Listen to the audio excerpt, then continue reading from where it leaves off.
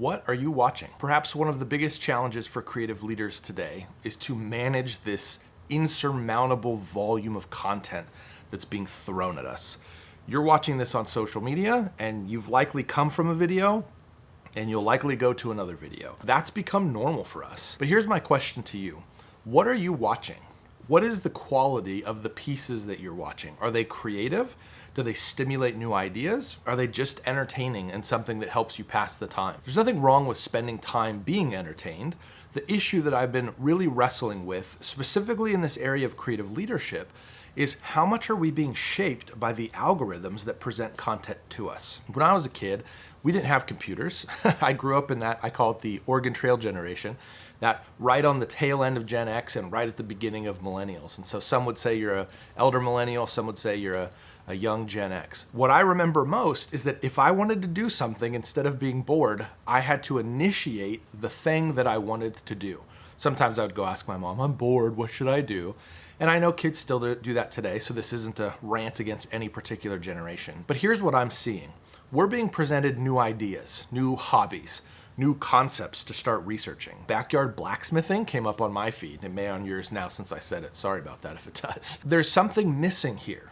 We're missing discovery. I believe every creative has 4 distinct elements about them that they need to nurture in order to thrive. For you as a creative leader, this is a part of it. I call them the 4 creative cores. This one that I'm talking about right here, this is a part of imagination. Your job as a creative is to bring new ideas, represent new perspectives, solve a problem in a way that maybe nobody else on the team was thinking about. You look at the world differently. I know I do. I remember a conversation with a friend of mine. We were going to lunch at a Middle Eastern place in our area. And we sat down, the food was coming to our table, and we were just chit-chatting. And I remember looking down and noticing the pattern of the tiles on the floor.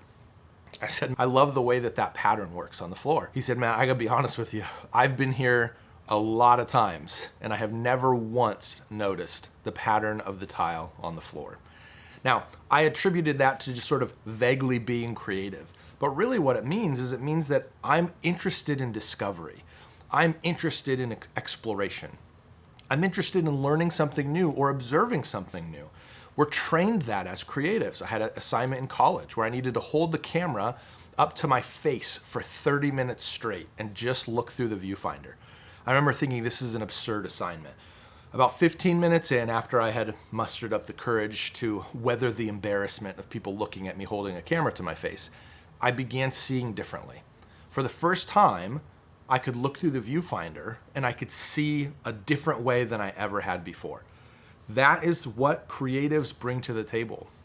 If you hope to pursue creative leadership, if you hope to grow in your creative leadership, this is a critical component, imagination. And part of managing imagination and growing and stimulating imagination is being careful about what you let into your mind. Content creation and content consumption are not the same thing. You need to spend your time investing in content that will enrich your life.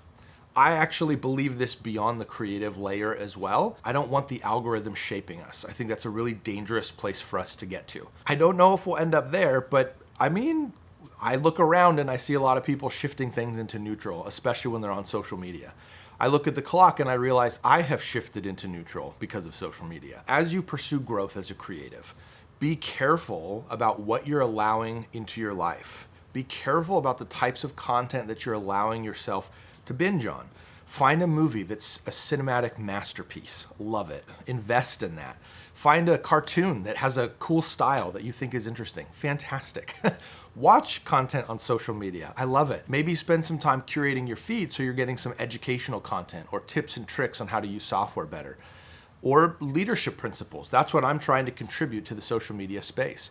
How do I help creatives go from an execution mindset to a creative leadership mindset? That's literally what these videos are all about. I know they're not the flashiest. I know they're not the most exciting from a pizzazz point of view, but my hope is that it's a little piece that turns the tide for people to just shift off of neutral. I want my content to help shift people out of neutral engagement. I want to challenge you. Should you have handled that conversation with your boss differently?